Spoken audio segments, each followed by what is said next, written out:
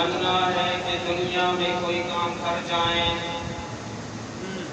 تمنا ہے کہ دنیا میں کوئی کام کر جائیں، اگر کچھ ہو سکے تو خدمت اسلام کر جائیں،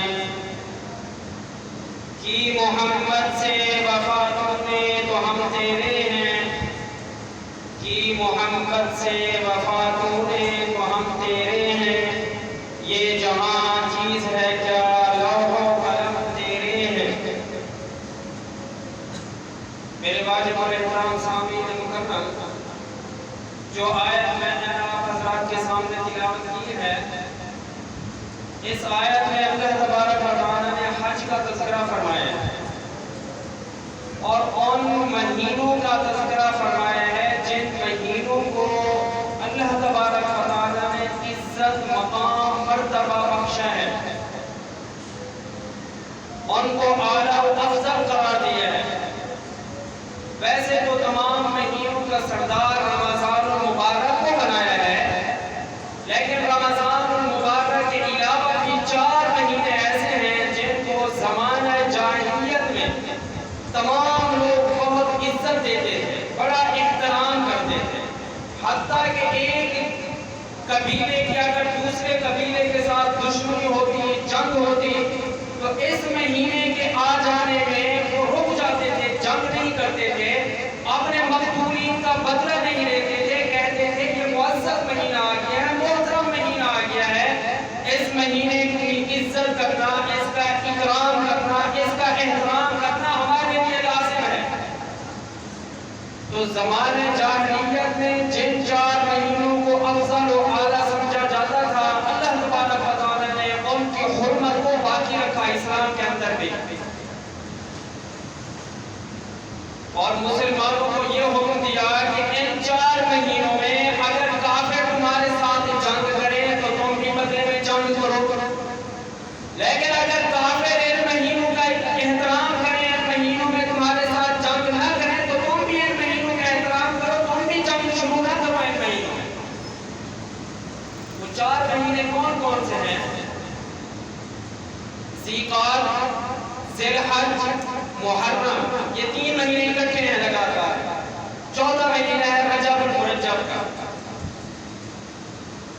تو ان کو اللہ تبارک و تعالیٰ نے معزز و محترم بنایا ہے، اور ان 4 میں سے اگر دیکھا جائے تو رمضان المبارک کے بعد جس مہینے میں 2 کام سب سے اعلیٰ و افضل ہیں وہ ہے ذو الحجہ کا مہینہ۔ تو ان 2 کاموں کی وجہ سے ذو الحجہ کے مہینے کی اہمیت اور زیادہ بڑھ جاتی ہے۔ ان میں سے ایک ہے حج کا عمل، دوسرا ہے قربانی کا عمل۔ دیکھیں عبادات، اللہ تبارک و تعالیٰ نے مختلف قسم کی عبادات ہمیں عطا فرمائی ہیں، کچھ مالی عبادات عطا فرمائی ہیں، کچھ جسمانی عبادات عطا فرمائی ہیں۔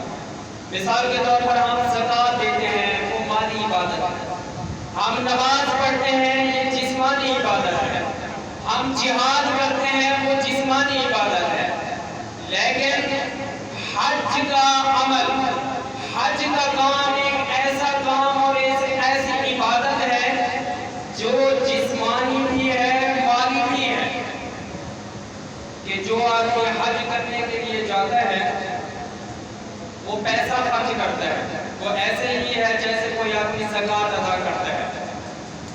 حج کرنے والا آدمی جسمانی طور پر محنت و مشقت کو برداشت کرتا ہے، سفر میں جاتا ہے، جس کے بارے میں حدیث میں آتے ہیں السفر قطعۃ من العذاب، کہ سفر عذاب کا ایک ٹکڑا ہوتا ہے، تو یہ مشقت برداشت کرتا ہے جسمانی طور پر، صرف سفر کی مشقت نہیں برداشت کرتا بلکہ وہاں پہنچ کر، مکہ مکرمہ میں پہنچ کر صفا اور مروہ کے درمیان بھاگ دوڑ کرتا ہے، بیت اللہ کا طواف کرتا ہے، مینا، عرفات اور مزدلفہ میں آنا جانا کرتا ہے، تو اس کی یہ جو عبادت ہے یہ جسمانی بھی بن جاتی ہے جس طرح کہ مالی عبادت بھی بنتی ہے۔ یہ حج جو ہے بہت بڑا عمل ہے، اس کی وجہ سے اللہ تبارک و تعالیٰ نے اور حضور اکرم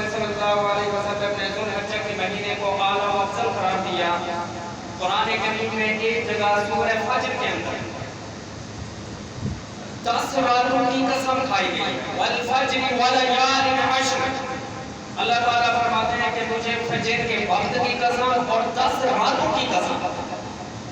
مفسرین میں سے اکثر مفسرین کا خیال یہ ہے کہ یہ جو 10 راتیں ہیں یہ ذی الحجہ کی پہلی 10 راتیں ہیں، یعنی ذی الحجہ کی یکم سے لے کر ذی الحجہ کی 10 تاریخ تک کی جو راتیں ہیں یا جو دن ہیں، اللہ تبارک و تعالیٰ کی نظر میں محبوب ترین ہیں۔ حضور اکرم صلی اللہ علیہ وسلم نے بھی ایک جگہ ارشاد فرمایا کہ ذو الحجہ کے یہ جو 10 دن ہیں، ان دنوں میں دن کو عبادت کرنا ایسے ہے جیسے کوئی آدمی رمضان المبارک کے دن میں عبادت کرتا ہے، اور رات کا قیام کرنا ایسے ہے باعث ثواب باعث برکت ہے جیسے کوئی آدمی لیلۃ القدر میں عبادت کرے۔ اور خاص طور پر 8 اور 9 ذی الحجہ کا روزہ بہت محبوب ہے کہ 1 سال کے روزوں کا ثواب ملتا ہے۔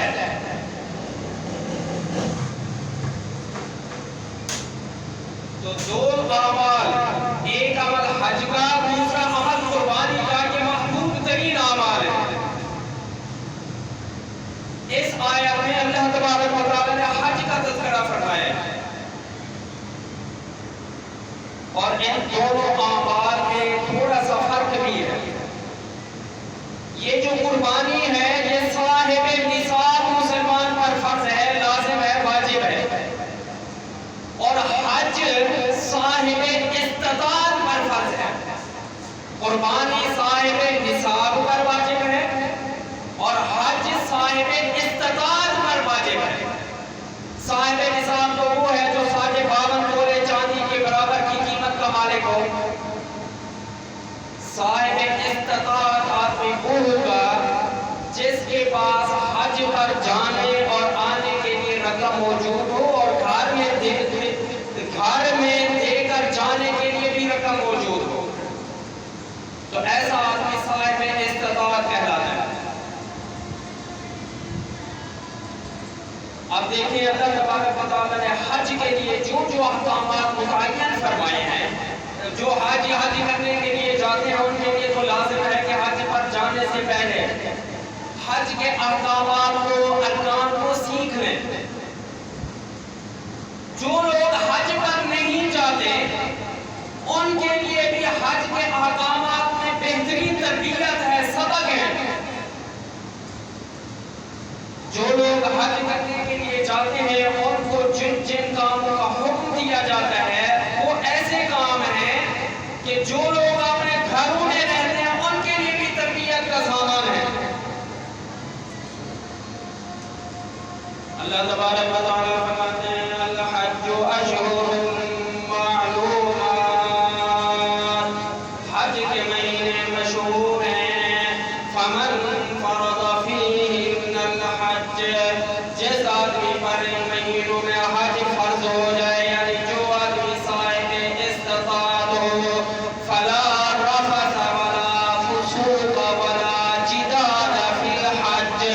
یہاں 3 باتوں کا اللہ تبارک و تعالیٰ نے حکم دیا کہ وہ رفث نہ کرے، دوسرا فرمایا فسق و فجور نہ کرے، تیسرا فرمایا لڑائی جھگڑا نہ کرے۔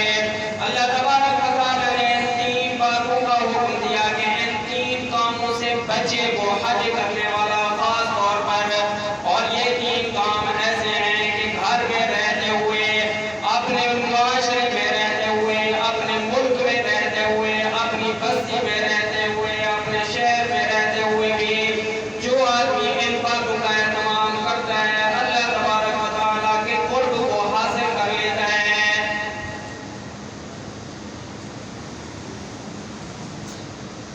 ان کاموں میں سے پہلا کام رفث ہے، فلا رفث ولا فسوق ولا جدال فی الحج۔ اللہ تبارک و تعالیٰ نے 3 کاموں سے روکا ہے۔ سب سے پہلا کام رفث۔ رفث کیا چیز ہوتی ہے، کس کو کہتے ہیں؟ رفث کا لغوی معنی، عام مفہوم تو ہے گناہ۔ اللہ تعالیٰ کی کوئی بھی نافرمانی ہو اس کو رفث کہہ سکتے ہیں، گناہ جسے ہم کہتے ہیں عام لفظوں میں۔ لیکن اگر اس کو باریک بینی سے دیکھا جائے تو رفس ایسا گناہ ہے جس کے اندر کچھ نہ کچھ بے حیائی موجود ہو، بے شرمی موجود ہو، بدکاری کی کوئی نہ کوئی چیز موجود ہو،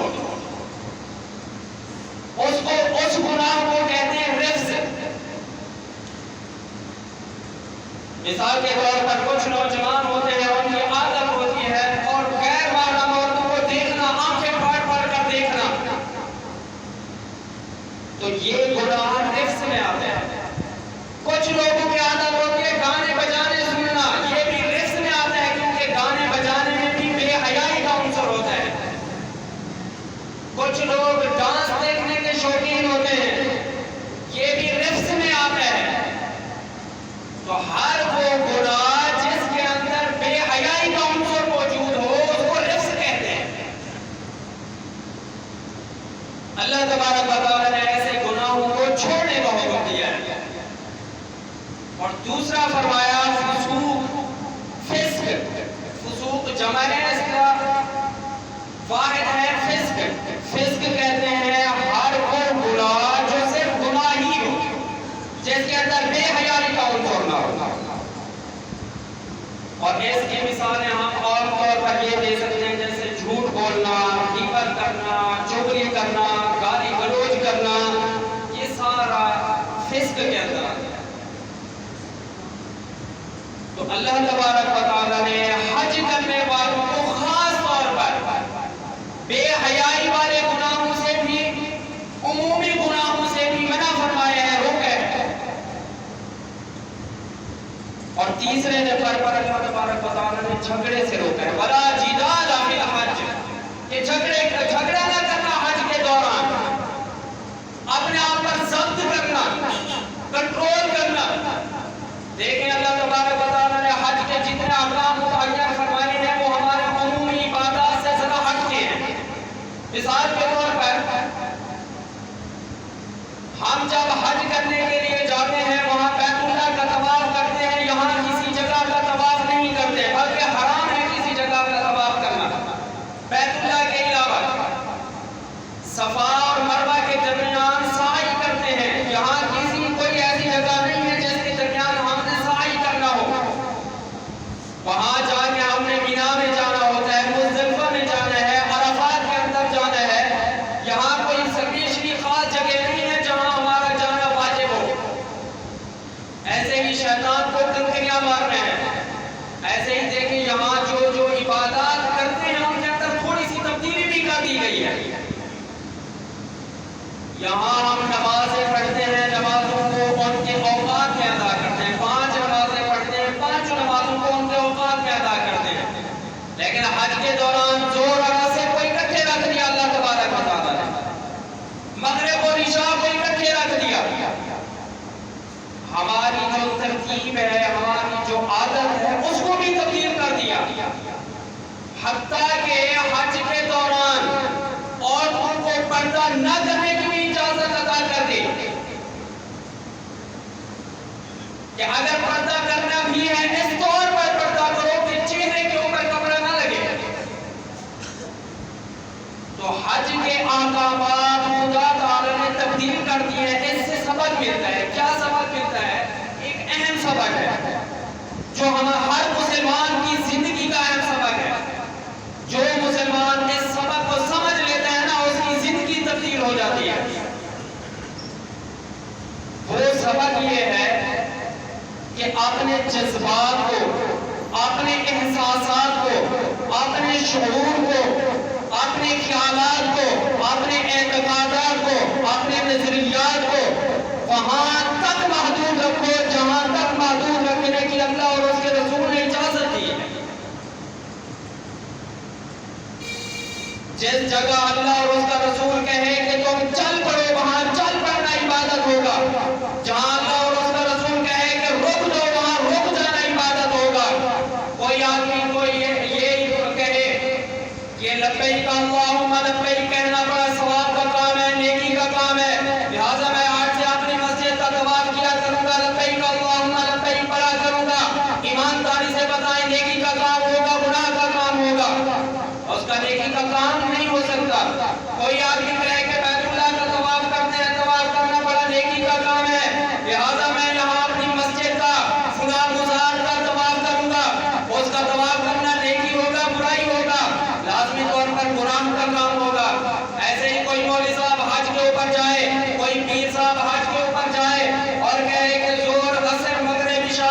ہم ساری نمازیں اکیلے اکیلے پڑھتے ہیں، لہٰذا حج کے دوران میں ہم اکیلے ہی پڑھیں گے، تو ایمانداری سے بتائیں اس کے حج کے دوران کی نمازیں قبول ہوں گی؟ نہیں ہوں گی۔ ایسے ہی کوئی آدمی یہاں کوئی بھی خاص جگہ متعین کر لے اور کہے کہ فلاں جگہ سے فلاں جگہ تک میں روزانہ دوڑ لگاؤں گا، کیونکہ صفا اور مروہ کے درمیان دوڑ لگانے کا حکم دیا گیا ہے، تو ایمانداری سے بتائیں یہ نیکی کا کام ہوگا، سب گناہ کا کام ہوگا؟ گناہ کا کام ہوگا۔ اس سے معلوم ہوتا ہے کہ خدا تعالی حج کے ذریعے جو ہمیں سبق دیتا ہے وہ یہ سبق دیتے ہیں کہ اپنے جذبات کو، اپنی خواہشات کو، اپنے احساسات کو وہاں تک لے جاؤ جہاں تک لے جانے کی اللہ اور اس کے رسول نے اجازت دی۔ جہاں اللہ کا رسول کہے کہ رک جاؤ وہاں رک جاؤ، جہاں اللہ کا رسول کہے یہ کام کرنا ہے اس کو کر گزرو۔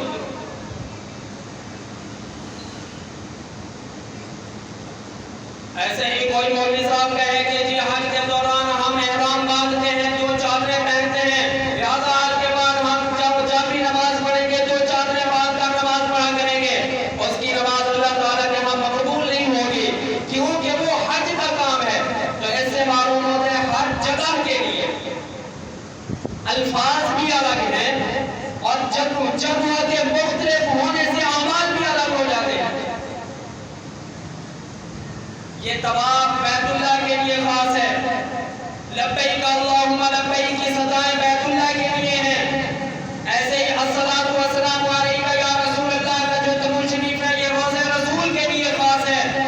جس طرح کے السلام علیکم یا اہل القبور کے الفاظ قبرستان کے لیے مخصوص ہیں، یہاں ہم بہت سارے لوگ بیٹھے ہوں، کوئی آدمی یہاں آئے آ کے ہمیں سلام کرے، کہے السلام علیکم یا اہل القبور، ہم اسے عقل مند کہیں گے، بے وقوف کہیں گے، اسے بے وقوف کہیں گے، اس کو بتائیں گے کہ بھئی یہ الفاظ قبرستان میں پڑھنے کے لیے ہیں۔ کوئی آدمی مسجد میں آئے، مسجد میں آتے ہوئے وہ کہے، وہ دعا پڑھے جو بیت الخلاء میں جاتے ہوئے پڑھی جاتی ہے، اس کو ہم عقل مند کہیں گے، بے وقوف کہیں گے۔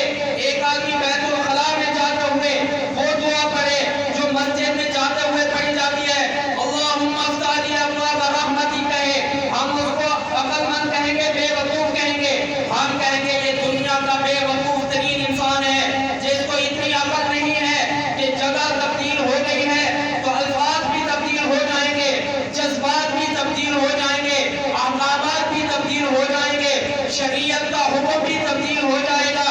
تو میرے دوستو حج کے دوران اللہ تبارک و تعالیٰ نے جتنے احکامات، جتنے ارکان، جتنی شرائط ہمیں عطا کی ہیں، تمام شرائط کا اگر خلاصہ نکالیں، تمام احکامات کا اگر مقصد نکالیں تو تمام احکامات کا خلاصہ یہ نکلتا ہے کہ اپنے جذبات کو، اپنے احساسات کو، اپنے شعور کو، اپنے عقائد و نظریات کو وہاں تک لے جاؤ جہاں تک لے جانے کی اللہ اور اس کا رسول اجازت دیتا ہے۔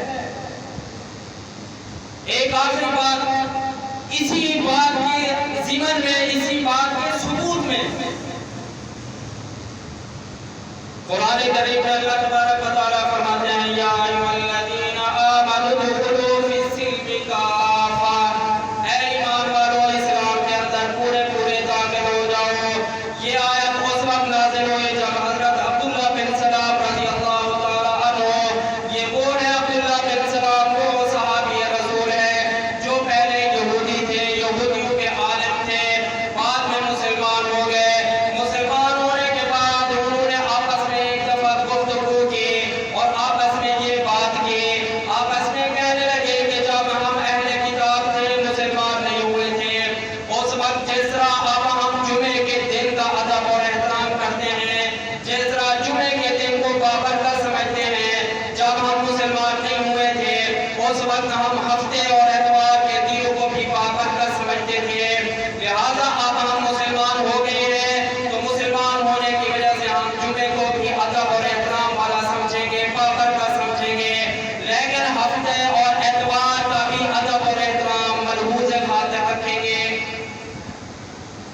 انہوں نے آپس میں مشورہ کیا کہ اسلام نے اگرچہ جمعہ کے دن کو بابرکت قرار دیا ہے، لیکن اسلام یہ نہیں کہتا کہ ہفتے اور اتوار کی لازمی طور پر تم عبادات نہ کرو۔ ہفتے اور اتوار میں، اتوار کے دنوں کو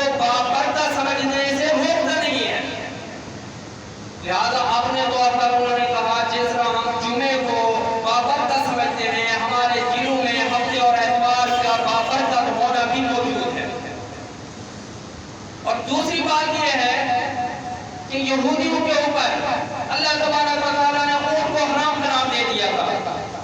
اونٹ کا گوشت ان کے لیے جائز نہیں تھا، اس لیے وہ اونٹ کا گوشت نہیں کھاتے تھے.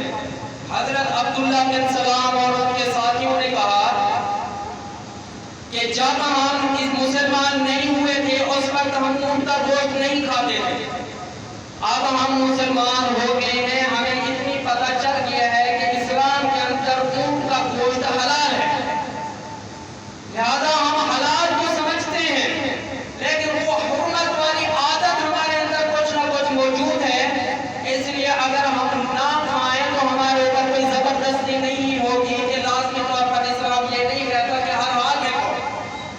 اتنی سی بات تھی. اسی بات پر اللہ تبارک و تعالی نے یہ آیت نازل کر دی، یا ایھا الذین آمنوا ادخلوا فی السلم کافۃ، اے ایمان والو تم نے کلمہ پڑھ لیا لا الہ الا اللہ محمد رسول اللہ، اسلام کے اندر داخل ہو گئے ہو تو اسلام کا جو مزاج ہے اس کو بھی اپنانا پڑے گا. اسلام کا مزاج کیا ہے کہ جمعے کا دن بابرکت ہے، جمعے کے علاوہ کوئی اور دن بابرکت نہیں ہے. ذہنی طور پر بھی، شعار اور تصور کے لحاظ سے بھی جمعہ کے علاوہ کسی اور دن کو بابرکت نہ سمجھو. ایسے ہی اسلام نے جس طرح گائے اور بھینس کے گوشت کو حلال قرار دیا ہے، اسی طرح اونٹ کے گوشت کو بھی حلال قرار دے دیا ہے. لہذا جس طرح تم گائے اور بھینس کے گوشت سے کراہت نہیں کرتے، ایسے ہی اونٹ کے گوشت سے بھی کراہت نہ کرنا.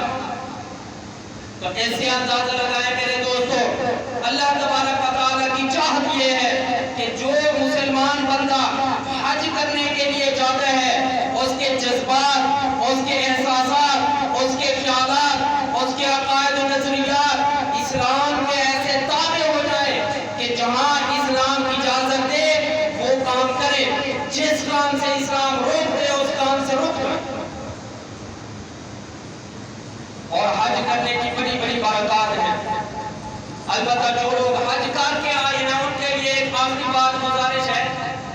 اللہ تبارک و تعالی نے قرآن کریم میں جہاں حج کے احکامات بیان فرمائے ہیں وہاں آخر میں تقوی اختیار کرنے کا حکم دیا. فاتقون یا اولی الالباب، اے عقل والو مجھ سے ڈرو، یوں فرمایا.